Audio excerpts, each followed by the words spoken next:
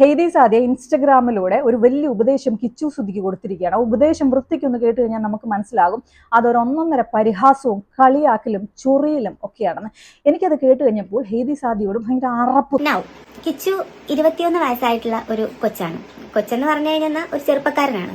21 വയസ്സെന്ന് പറഞ്ഞാൽ അത്ര വലിയ ഏജ് അല്ല, എന്നാൽ അത്ര ചെറിയ ഏജും അല്ല. രേണു ചേച്ചി ഇപ്പൊ ചെയ്യുന്ന ഇൻസ്റ്റാഗ്രാം സബ്സ്ക്രിപ്ഷൻ ആണെങ്കിലും ശരി, ആൽബംസ് ആണെങ്കിലും ശരി, അതുപോലെ തന്നെ ദുബായിൽ പോയിട്ടുള്ള ഇനോഗ്രേഷൻസ് ആണെങ്കിലും കൊളാബറേഷൻസ് ആണെങ്കിലും കിച്ചുവിന് അത് താല്പര്യമില്ല എങ്കിൽ, ബുദ്ധിമുട്ടാണെങ്കിൽ വളരെ ഓപ്പൺ ആയിട്ട് രേണു ചേച്ചിയുടെ അടുത്ത് പറയാം, അമ്മ നമുക്കിതൊന്നും ചെയ്യേണ്ട. ഓൾറെഡി നമ്മുടെ കോണ്ടന്റ് വിറ്റിട്ട് ഒരുപാട് യൂട്യൂബേഴ്സും ഒരുപാട് ഇൻഫ്ലുവൻസേഴ്സും ജീവിക്കുന്നുണ്ട്. നമ്മളെന്തിനാ നമ്മുടെ ജീവിതം അവർക്ക് കൊടുക്കുന്നത്? നമുക്ക് ഫാമിലി ആയിട്ട് നമുക്ക് തന്ന വീട്ടിൽ, അതായത് കിച്ചുവിനും ഋതപ്പനും തന്ന വീട്ടിൽ വളരെ ഹാപ്പി ആയിട്ട് നിന്നൂടെ? അമ്മയെ ഞാൻ നോക്കിക്കോളാം, ഞാൻ ഊബർ ഓടാം, സ്വിഗ്ഗിയിൽ ഇൻസ്റ്റാമാർട്ടിലും ഒക്കെ ഡെലിവറി ബോയ്സ് ആയിട്ട് പോകുന്നവരില്ല, അങ്ങനെയുള്ള ഓപ്ഷൻസ് ഉണ്ട്. ഇവിടെ തന്നെ ലൈഫ് വളരെ കളർഫുൾ ആക്കിയിട്ട് ഒരു മൂത്ത മകൻ എന്നുള്ള രീതിയിൽ ആ ഫാമിലിനെ റീബിൽഡ് ചെയ്യാനുള്ള ഒരു ഇനീഷ്യേറ്റീവ് കിച്ചുവിന്റെ ഭാഗത്ത് നിന്ന് എടുക്കാൻ പറ്റുന്നതാണ്. രേണു ചേച്ചി എന്തെങ്കിലും ഒരു ചെറിയ ജോലിക്ക് പോയിട്ട് ഋതപ്പനെ നോക്കുന്നു, കിച്ചുവിനെ നോക്കുന്നു, ഫാമിലിയുടെ കാര്യങ്ങൾ ടേക്ക് കെയർ ചെയ്യുന്നു.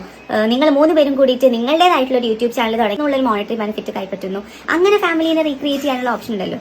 മോൻ്റെ ആങ്കൊച്ചല്ലേ, ജീവിതത്തിൽ ഒരുപാട് ഒബ്സ്റ്റക്കിൾസ് നമുക്ക് വരും. അതിനെയൊക്കെ നമ്മൾ മറികടന്നുകൊണ്ട് നമ്മൾ അതിജീവിക്കുമ്പോഴല്ലേ നമുക്ക് ഒരു സക്സസ് ഉണ്ടാവുന്നത്. ഒരു മൂത്ത ചേട്ടൻ എന്ന രീതിയിൽ ഋതപ്പനെ എത്ര ബ്യൂട്ടിഫുൾ ആയിട്ട് മോന് വളർത്താം, എത്ര നല്ല രീതിയിലുള്ള എഡ്യൂക്കേഷൻ കൊടുക്കാം. രേണു ചേച്ചിയെ സംബന്ധിച്ചിടത്തോളം രേണു ചേച്ചി കുടുംബത്തിന് വേണ്ടിയിട്ടാണ് ഇപ്പൊ കഷ്ടപ്പെടുന്നത്. രേണു ചേച്ചി ലൈം ലൈറ്റിൽ നിൽക്കുന്ന ഒരാളാണ്. പക്ഷെ രേണു ചേച്ചിയുടെ കമന്റ് ബോക്സ് എടുത്ത് നോക്കിയാൽ എല്ലാവർക്കും അറിയുന്ന കാര്യമാണ്, ഭയങ്കരമായ തെറിവിളിയും അതുപോലെ തന്നെ ഒത്തിരി റിയാക്ഷൻ വീഡിയോ ചെയ്യുന്ന ആൾക്കാരാണെങ്കിലും ശരി, സോഷ്യൽ മീഡിയയിലുള്ളവരാണെങ്കിലും ശരി, രേണു ചേച്ചിനെ എഗെയിൻസ്റ്റ് ആയിട്ട് നിന്നുകൊണ്ട് അവർ പണം പറ്റുന്നുണ്ട്, അവരത് മേടിക്കുന്നുണ്ട്.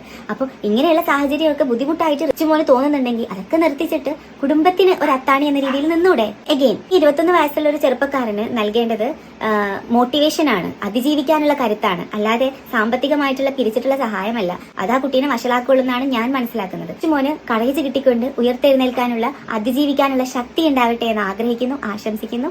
കാരണം ഡിപ്രഷൻ എന്ത് എന്ന് വ്യക്തമായി മനസ്സിലാക്കിയിട്ടുള്ള, അതിനെക്കുറിച്ച് ഇടതടവില്ലാതെ ഈ ഇടയിൽ പോലും തന്റെ ഡിപ്രഷനെ കുറിച്ച്, പണ്ട് വന്ന തന്റെ ഡിപ്രഷനെ കുറിച്ച് സംസാരിക്കുന്ന ഹെയ്തി സാദിയ കിച്ചു സുധിയോട് ചോദിക്കുകയാണ്, മോനെ പണ്ട് നിനക്ക് ഡിപ്രഷൻ വന്ന് ഇപ്പോഴാണോ മനസ്സിലായതെന്ന്. അത് ഒരു കുറ്റമായിട്ടാണ് പുള്ളിക്കാരത്തെ കാണുന്നത്. പുള്ളിക്കാരത്തേക്ക് 2-3 വർഷം മുന്നേ തന്റെ വൈവാഹിക ജീവിതത്തെക്കുറിച്ചും പാർട്ട്ണർഷിപ്പിൽ ഉണ്ടായ പ്രശ്നങ്ങളെക്കുറിച്ചും ഒക്കെ ഓർത്ത് പുള്ളിക്കാരത്തെ ഡിപ്രഷൻ വന്നു എന്ന് ഈ ഇടയ്ക്കും പുള്ളിക്കാരത്തെ പറയാറുണ്ട്. അപ്പൊ പുള്ളിക്കാരത്തെ അന്നുണ്ടായ ഡിപ്രഷൻ എന്ന് പറയുന്നത് കള്ളമായിരിക്കുമല്ലോ, ആണോ?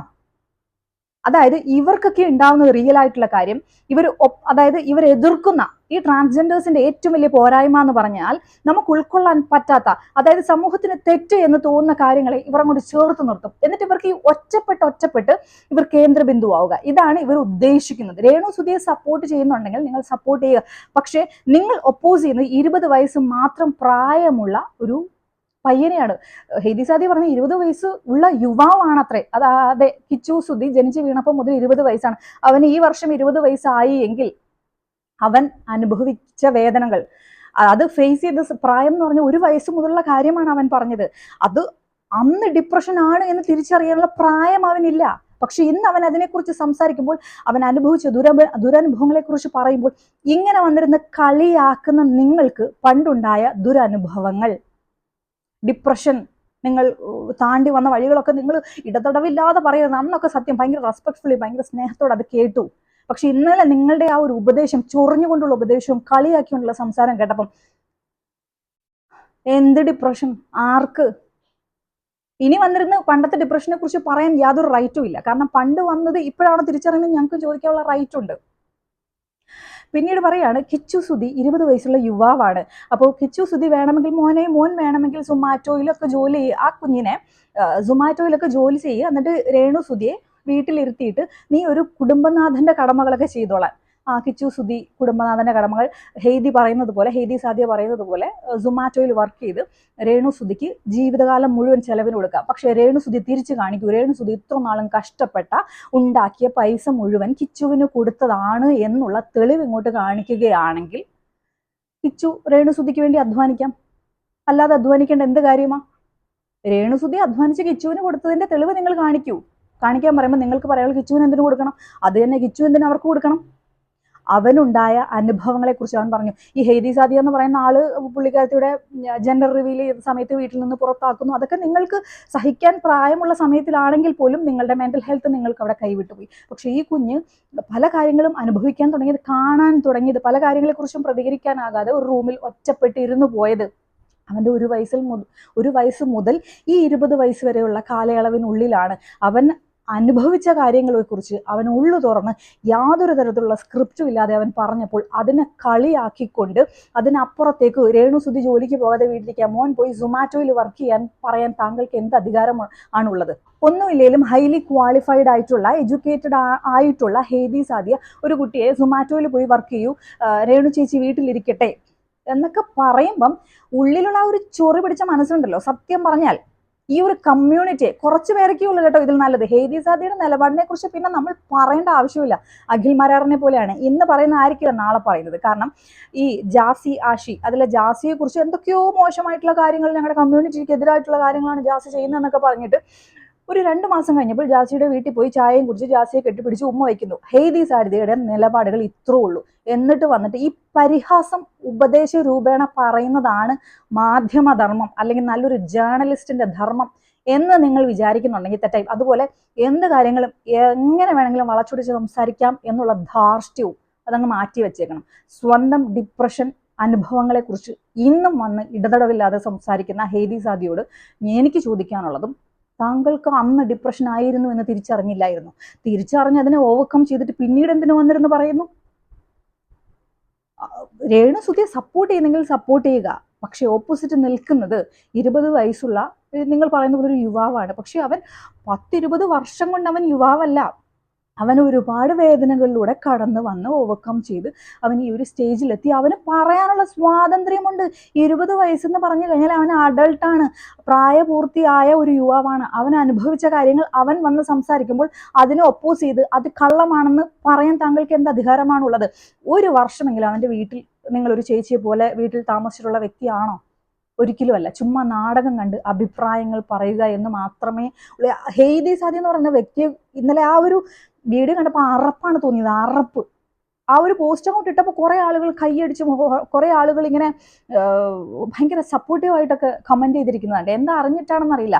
വ്യക്തമായി ആ വീഡിയോ കണ്ടു കഴിഞ്ഞാൽ മനസ്സിലാവും. നീ അത് ഉപദേശിക്കുന്നതല്ല, കളിയാക്കി അങ്ങേയറ്റം. അതായത് ഡിപ്രഷൻ എന്താണെന്ന് വ്യക്തമായി മനസ്സിലാക്കിയ ഹേദി സാദിയ ഒരു പയ്യൻ അവന്റെ അനുഭവങ്ങൾ, അവൻ ഡിപ്രഷൻ ആണെന്നൊന്നും അവൻ പറയുന്നില്ല. അത് കേട്ട് കഴിയുമ്പോൾ നമുക്ക് മനസ്സിലാവുന്ന കാര്യമാണ്. താങ്കൾക്ക് വിവാഹ ജീവിതത്തിലും അല്ലെങ്കിൽ താങ്കളുടെ സ്വകാര്യ ജീവിതത്തിലൊക്കെ ഉണ്ടായ പ്രശ്നങ്ങളെക്കാൾ ഇരട്ടിയാണ് കിച്ചു സുധി അനുഭവിച്ചത്. അത് തമ്മിൽ കമ്പയർ ചെയ്യാൻ പോലും പറ്റില്ല എന്ന് താങ്കൾ ആദ്യം ഓർക്കുക. ഇപ്പം ജെൻഡർ റിവീൽ ചെയ്ത സമയത്ത് വീട്ടിൽ നിന്നും പുറത്താക്കപ്പെട്ടു, അല്ലെങ്കിൽ വീട്ടിൽ നിന്നും താങ്കൾ സ്വന്തം ഇഷ്ടപ്രകാരം പുറത്തേക്ക് വന്നു. അതിനുശേഷം താങ്കളുടെ വിദ്യാഭ്യാസ മേഖലകളിലൊക്കെ എന്തൊക്കെയോ പ്രശ്നങ്ങൾ, അത് കഴിഞ്ഞ് വിവാഹ ജീവിതത്തിലുണ്ടായ പ്രശ്നങ്ങൾ, ഇതിനേക്കാളിലൊക്കെ ഒരുപാട് മുകളിലാണ്. 1 വയസ്സ് മുതൽ ഒരു കുട്ടി അനുഭവിച്ച് വന്ന പ്രശ്നങ്ങൾ എന്ന് പറയുന്നത് അതിനേക്കാളൊക്കെ മുകളിൽ തന്നെയാണ് എന്നുള്ളൊരു കാര്യം ഓർക്കുക. വന്നിരുന്ന് ഉപദേശിച്ച് ഒറ്റ കാര്യം മാത്രമേ പറയാൻ താങ്കളുടെ ഉപദേശത്തിൽ നിന്ന് വ്യക്തമാണ്. രേണുസുതിക്ക് വെറുതെ ഇരുന്ന് കിച്ചു കൊണ്ടുവന്ന് സമ്പാദിച്ചു കൊടുത്താൽ രേണുസുതിക്ക് അതുകൊണ്ടൊന്നും തൃപ്തിയാവത്തില്ല. അപ്പം എങ്ങനെയെങ്കിലും വാക്കുകൾ കൊണ്ട് അടിച്ചു ഇരുത്തുക, അല്ലേ? സപ്പോർട്ട് ചെയ്തോ, പക്ഷെ ഓപ്പോസിറ്റ് നിൽക്കുന്ന ആളുടെ അവസ്ഥകൾ കണ്ട് മനസ്സിലാക്കി വേണം സംസാരിക്കാൻ. അല്ലെങ്കിൽ അവർ വില പോലും കളഞ്ഞുകൊണ്ടാണ് അഡ്വൈസ് ചെയ്തത്. ഞാൻ നേരത്തെ പറഞ്ഞാൽ ഈ ട്രാൻസ്ജെൻഡർ കമ്മ്യൂണിറ്റിയിൽ വളരെ കുറച്ച് ആളുകളേ ഉള്ളൂ. സൂര്യ ഈശാൻ, അതുപോലെ രഞ്ജിമാർ, ഇവരൊക്കെ മാത്രമേ ഉള്ളൂ കുറച്ചെങ്കിലും നല്ല രീതിയിൽ കാര്യങ്ങൾ. സീമ വിനീത്, ഇവരെക്കാളിലൊക്കെ ബെറ്ററാണ് സീമ വിനീത്. എത്ര ഭംഗിയായിട്ടാണ് അവർ, എത്ര നല്ലൊരു വ്യക്തിത്വമായിട്ടാണ് അവർ നിൽക്കുന്നത്. ഹേദി സാദിയൊക്കെ ചുമ്മാ മീഡിയ അറ്റൻഷന് വേണ്ടിയിട്ട് കിടന്ന് കാട്ടിക്കൂട്ടുന്ന കോപ്രായങ്ങൾ. ഇന്നലെ ഇട്ട ആ വീഡിയോ ഉപദേശത്തിന്റെ രൂപത്തിൽ ഒരാളെ പരിഹസിച്ച്, ഒരാളുടെ മെന്റൽ ഹെൽത്തിനെ കുറിച്ച് പരിഹസിച്ച് അവർ ആ പയ്യൻ അനുഭവിച്ചു വന്ന വേദനകളെ പരിഹസിച്ചുകൊണ്ട് വെല്ലുവിളിക്കുന്ന രീതിയിലുള്ള ഒരുമാതിരി നല്ല ഉപദേശം. സ്വന്തം അനുഭവങ്ങൾ ഇനി പറയുമ്പോഴും ഓർക്കുക, ഞങ്ങളും ഇതുപോലെ ഉപദേശിക്കാനുള്ള ചാൻസ് ഉണ്ട്. ഇയാൾക്ക് വന്ന പ്രശ്നങ്ങൾ മാത്രം വലുത്, ബാക്കി ആരെങ്കിലും ഇയാൾക്ക് സപ്പോർട്ട് ചെയ്യാൻ പറ്റാത്ത ആളുകൾ അവരുടെ ജീവിത പ്രശ്നങ്ങൾ, അതും താങ്കളെ അവർ വ്യക്തിപരമായിട്ട് ഒന്നും പറഞ്ഞിട്ടില്ല. പിന്നെ ഇയാൾ എന്നാ കാര്യത്തിനാക്കി സുധി ഉപദേശിക്കുന്നത്? ആ ചെക്കൻ ഇയാൾക്കെതിരെ എന്തെങ്കിലും പറഞ്ഞോ? ഇയാളുടെ അടുത്ത് ഉപദേശത്തിന് വന്നോ? പിന്നെ ഇയാളുടെ ഉപദേശം ആർക്ക് വേണം? ഇയാൾ തന്നെ ഇയാളുടെ ഡിപ്രഷൻ സ്റ്റേജിൽ ഓവർകം ചെയ്യാൻ ഇയാൾക്ക് പറ്റത്തില്ലായിരുന്നു. ഇനി അതിന്റെ കൂടെ ഇനി കിച്ചു സുധിയുടെ ഡിപ്രഷൻ പുള്ളിക്കാരത്തി മാറ്റി കൊടുക്കുക, അല്ലെങ്കിൽ പുള്ളിക്കാരത്തി പരിചയമുള്ള ആളുകളൊക്കെ ഉണ്ട് അത് മാറ്റാൻ പാകത്തിനുള്ള തെറപ്പിസ്റ്റ് ഉണ്ടെന്നാണ് പുള്ളിക്കാരത്തി പറയുന്നത്. ആദ്യം സ്വന്തം കാര്യങ്ങൾ നോക്കുക. താങ്കളെ ആരെങ്കിലും ക്ഷണിച്ചോ?